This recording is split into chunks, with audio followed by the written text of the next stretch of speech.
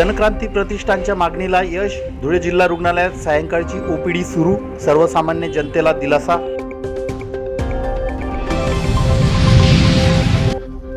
अनुप अग्रवाल यांनी रक्षाबंधनाला 8,000 लाडक्या बहिणींना वाटल्या साड्या अन मिठाई। प्रचंड गर्दीमुळे कार्यकर्त्यांची दमछाक।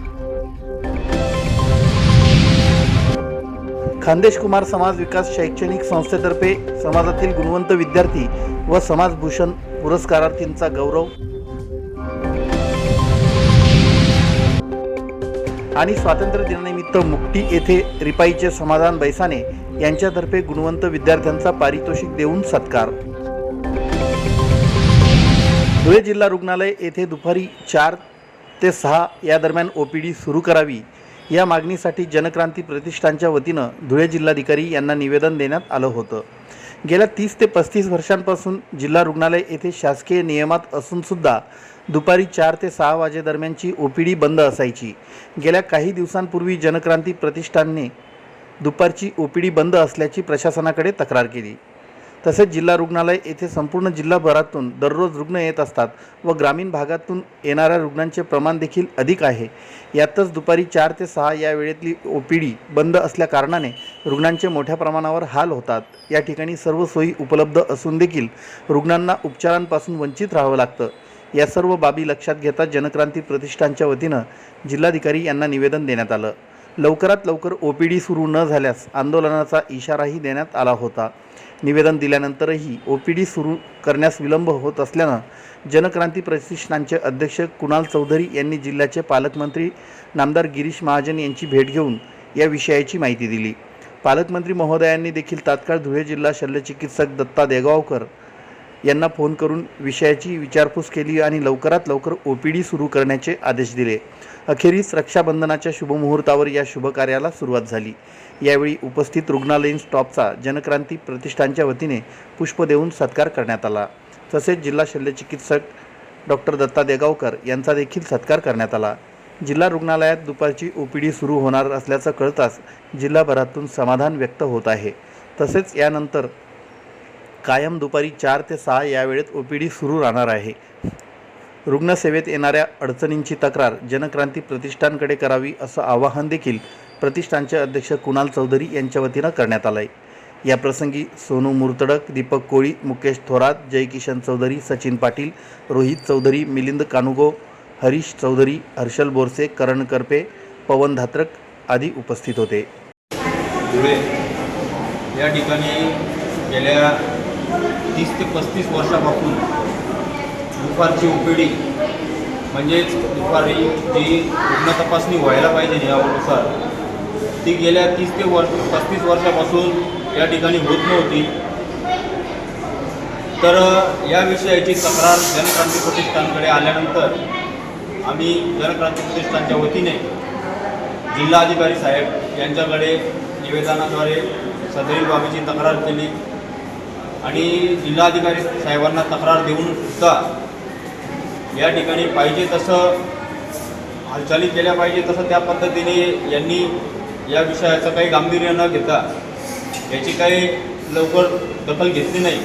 म्हणून आम्ही पुन्हा प्रतिष्ठानच्या वतीने जिल्ह्याचे पालकमंत्री नामदार गिरीश भाऊ महाजन यांच्याकडे सुद्धा या विषयाची तक्रार केली। या विषयाची तक्रार केल्यानंतर माननीय पालकमंत्री महोदयांनी तात्काळ या विषयाचे गांभीर्य ओळखून तात्काळ दखल घेत जिल्हा शल्यचिकित्सक यांना फोन केला व लवकरात लवकर ओपीडी सुरू करावी अशी या ठिकाणी मागणी करण्यात आली। आणि जनक्रांती प्रतिष्ठानने वेळोवेळी केलेल्या पाठपुराव्यामुळे या ठिकाणी आज दुपारची ओपीडी सुरू झाली आहे।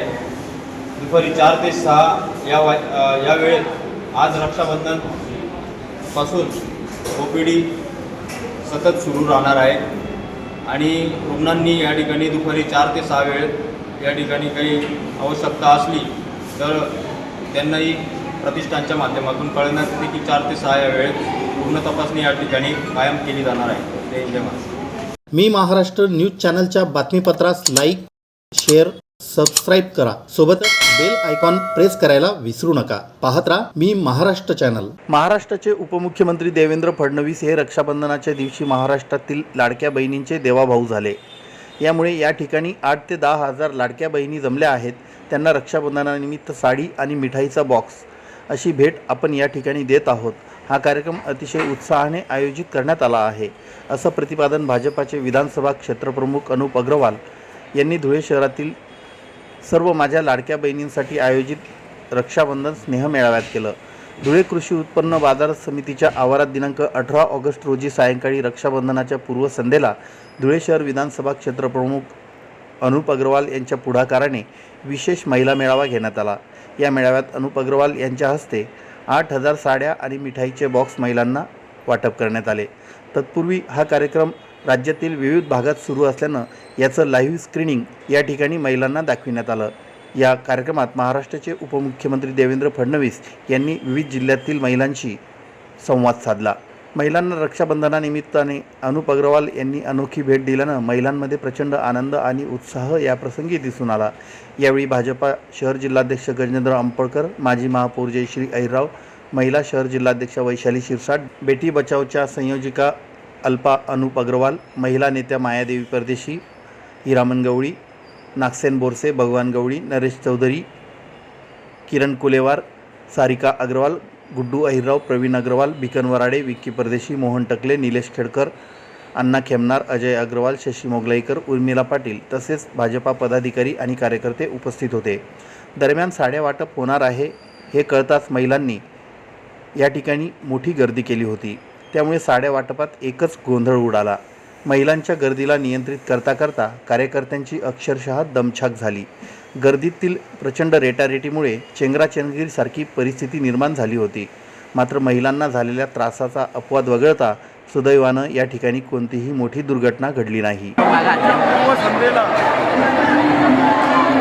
धुळे शहरातील माझ्या सर्व लाडक्या बहिणींना आज देवेंद्र भाऊ यांना त्यांनी प्रश्न विचारला आणि देवेंद्र भाऊ फडणवीस हे आज महाराष्ट्राचे लाडके देवाभाऊ झाले आणि तुम्ही बघताय 8 ते 10 हजार या ठिकाणी माझ्या लाडक्या बहिणी जमलेल्या आहेत. त्यांना रक्षाबंधनच्या साडी आणि एक मिठाईचा बॉक्स असं गिफ्ट आज आपण या ठिकाणी देत आहोत आणि अतिशय उत्साहात हा कार्यक्रम आज मी महाराष्ट्र न्यूज चॅनलच्या बातमीपत्रास लाईक, शेअर, सबस्क्राईब करा. सोबतच बेल आयकॉन प्रेस करायला विसरू नका. पाहत राहा मी महाराष्ट्र चॅनल.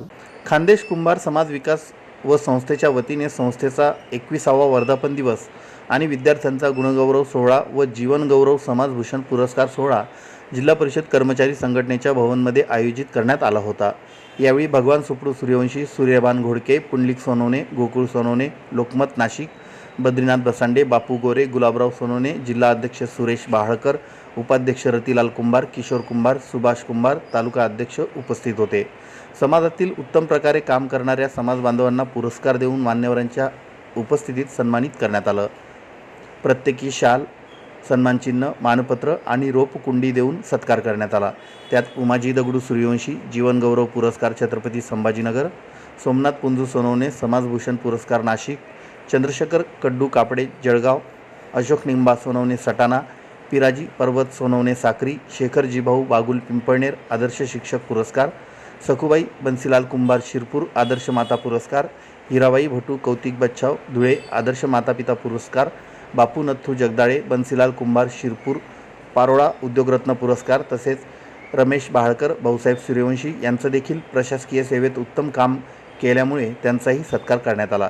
सुभाष कुंभार कार्याध्यक्ष धुळे जिल्हा कुंभार समाज यांनी विद्यार्थ्यांना रोख रुपये 5,000 पुढील शिक्षणासाठी रक्कम देऊन आर्थिक मदत करून समाजापुढे या कार्यक्रमात आदर्श निर्माण केला. कार्यक्रमासाठी समाजातील सर्व समाज बांधवांनी आर्थिक मदत देऊन सहकार्य करून कार्यक्रम यशस्वी केला. कार्यक्रम यशस्वीतेसाठी सर्व पदाधिकारी, कार्यकर्ते, महिला संघटना, युवा आघाडी, पारंपरिक व्यवसाय आघाडी, विटाभट्टी आघाडी, मूर्तिकार आघाडी यांनी परिश्रम घेतले. मी महाराष्ट्र न्यूज चॅनलच्या बातमीपत्रास लाईक, शेअर, सबस्क्राईब करा. सोबतच बेल आयकॉन प्रेस करायला विसरू नका. पाहत राहा मी महाराष्ट्र चॅनल.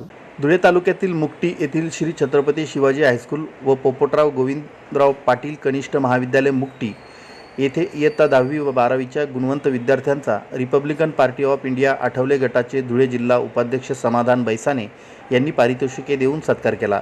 यावेळी इयत्ता 10वीत प्रथम क्रमांक मयुरी भैया पाटील, द्वितीय क्रमांक कल्पेश छोटू सूर्यवंशी, तृतीय क्रमांक दामिनी सुरेश साळुंके व इयत्ता 12वीतील प्रथम क्रमांक करुणा जगदीश परदेशी, द्वितीय क्रमांक वैष्णवी शरद पाटील, तृतीय क्रमांक अश्विनी रघुनाथ बोरसे या गुणवंतांचा सत्कार करण्यात आला। या प्रसंगी संस्थेचे चेअरमन गुलाबराव आनंदराव पाटील, सेक्रेटरी नगराज पोपटराव पाटील, प्राचार्य महेंद्र दौलत पवार व ग्रामस्थ यांच्यासह Republican party of India Athawale गटाचे धुळे जिल्हाध्यक्ष शशिकांत वाघ, चाळीसगाव कृषी उत्पन्न बाजार समितीचे संचालक प्रभाकर जाधव, महाराष्ट्र सरचिटणीस राजू शिरसाट, जिल्हा उपाध्यक्ष समाधान बैसाने, डॉक्टर भूषण पाटील आदी उपस्थित होते। मी महाराष्ट्र न्यूज चॅनलच्या बातमीपत्रास लाईक, शेअर, सबस्क्राईब करा। सोबतच बेल आयकॉन प्रेस करायला विसरू नका। पाहत राहा मी महाराष्ट्र चॅनल।